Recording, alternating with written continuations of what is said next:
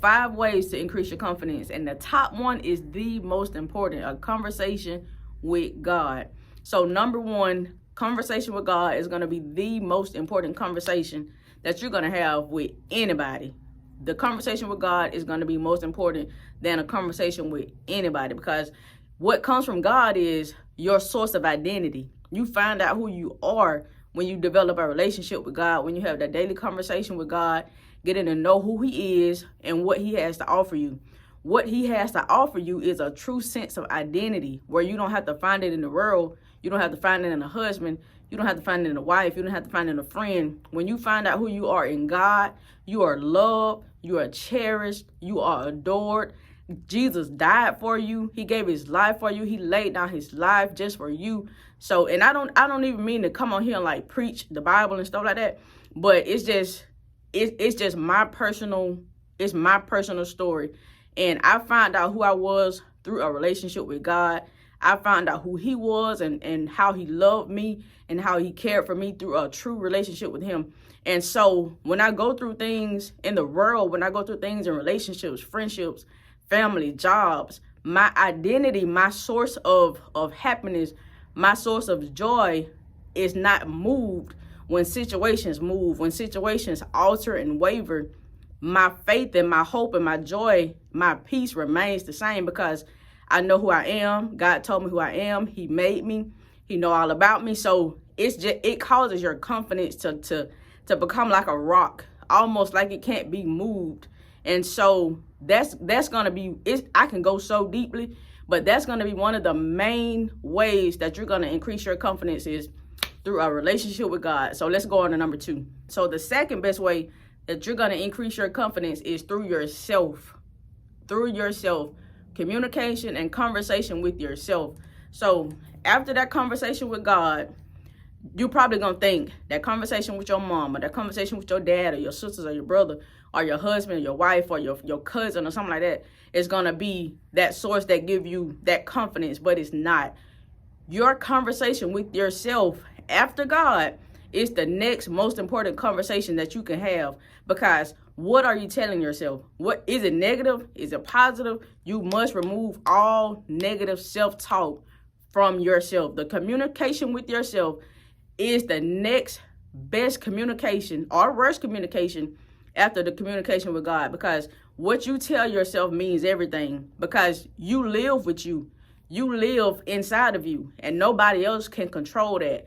So what you're telling yourself, it comes down to what you believe, because I can tell you anything, but at the end of the day, you're going to go home and believe what you say about yourself. She says I'm handsome. He says this, he says that, but I feel ugly. I don't feel secure. I don't feel loved. These are the things you're telling yourself, and you got to get rid of them, because they will destroy you. They'll tear you down, and they won't allow you to believe what's truth about yourself. And what's true about yourself is what God says about you. You are loved. You are beautiful. He made no mistakes when he made you. God don't make junk. He don't make mess. He don't make no mistakes. So you are loved. You are beautiful. No matter how you feel, you have to tell yourself what God declared about you. So get your feelings out the way. This journey is faith-based, not feelings-based. So that conversation that you're having with yourself must reflect what God feels about you. It must reflect what God says about you. Your feelings can't be involved. So we're down to number 3, establishing a goal. Step number 3, I can honestly say that establishing goals, accomplishing goals, helps with confidence. It helps increase your confidence, because when you do something, like when you write down a goal, right? So say I'm going to start school in August to become a nurse. And when you go to school and you pass the first semester, you're going to feel like you a boss. When you pass that second semester, you're going to feel like the smartest thing ever. Even if you got out with a C or B, nursing school is hard. I'm a nurse. Nursing school is hard. So when you pass it, like, can't nobody tell you nothing. Like, you know you're smart. You know you've done something right to be able to pass nursing school. So, and it's going to give you a feeling of I can do it. Like, what else can I do? Let's get this next semester over with. What else can I do? Like, let me see, can I pass this other test? So it makes you feel real good about yourself when you accomplish your goals. You can see yourself doing it, and you actually go out and do it. Nobody else can do it. Can't nobody go to nursing school for you. Can't nobody go show up at your job every day for you.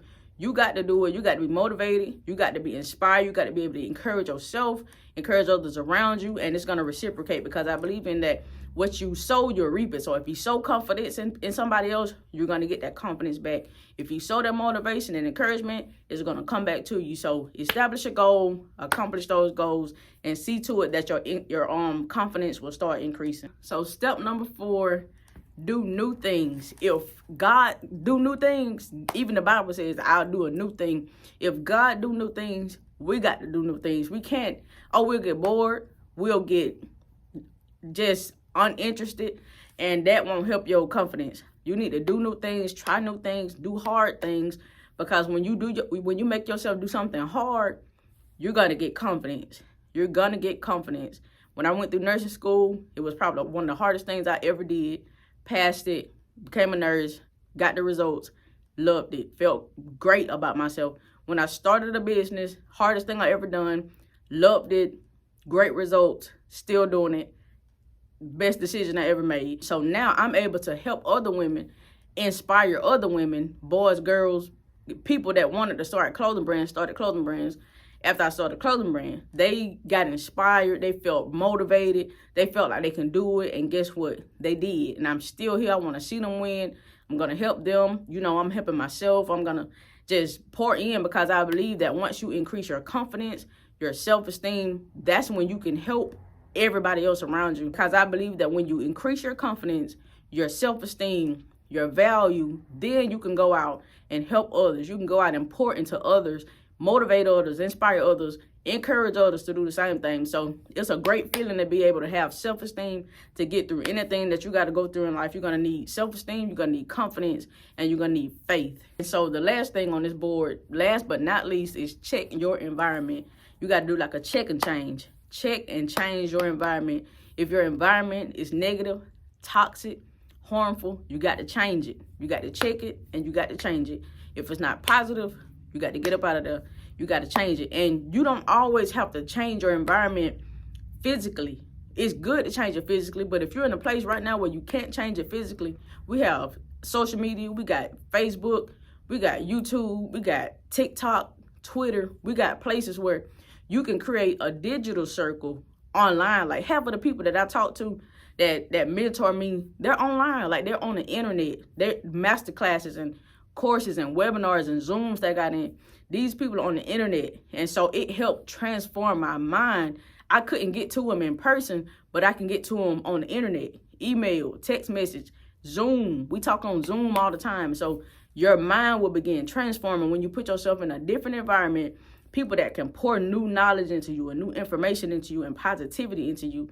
It's going to make a difference in your life. And you'll see yourself increasing in confidence, increasing in value, increasing in faith. Your relationship with God is going to bloom. And then your relationship with people and yourself is going to bloom. So be encouraged. Make sure you like this video, comment on this video, subscribe to my channel if this is your first time. See you in the next one.